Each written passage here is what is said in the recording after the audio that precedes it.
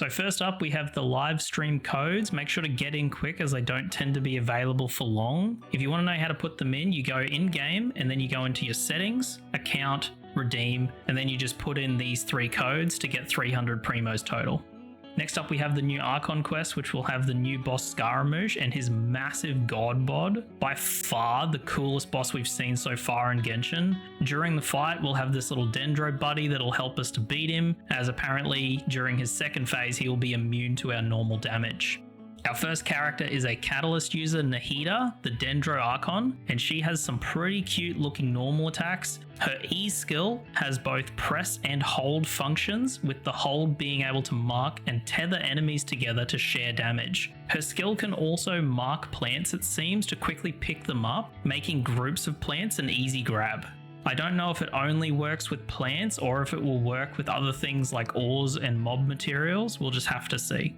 Her burst is also very unique and will change slightly depending on the elements in your party. Pyro will increase the damage dealt by her E skill, Electro will decrease the intervals that her E skill can do damage to marked enemies, and Hydro will extend the duration of her burst. Each effect can be increased further by having more than one of that elemental type in the party.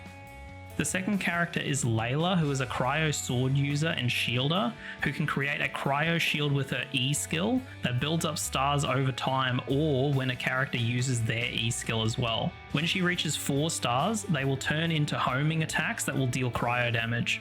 Her burst seems to be a type of cryo chandelier that will do something similar to her shield and send out little stars to home in on enemies and deal cryo damage.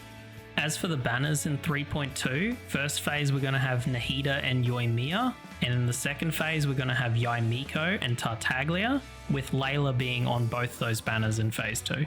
We will also probably see the new 5-star Catalyst, 1,000 Floating Dreams, in phase 1 with Nahida. The first event we have is the Fabulous Fungus Frenzy that has lots of rewards, including a free Dory, so don't miss out on getting her. You will catch and train fungi to use in an arena mode to fight against enemies. In this mode, it doesn't look like the player can actually attack, so training up your team of fungi will be crucial. Next event is the Adventurer's Trials, which looks like a minigame event where you will be able to play a soccer game by hitting or overloading slimes through a goalpost, use Yelan's E skill to dodge balloons, use Xiao's jumping to lower a platform with plunging attacks, or stop a wave of bullets by using Beto's E skill. Don't worry if you don't have any of these characters, as they will be available as trial characters for the minigames. Also, this event will have co-op gameplay, so you can complete these with a friend if you want.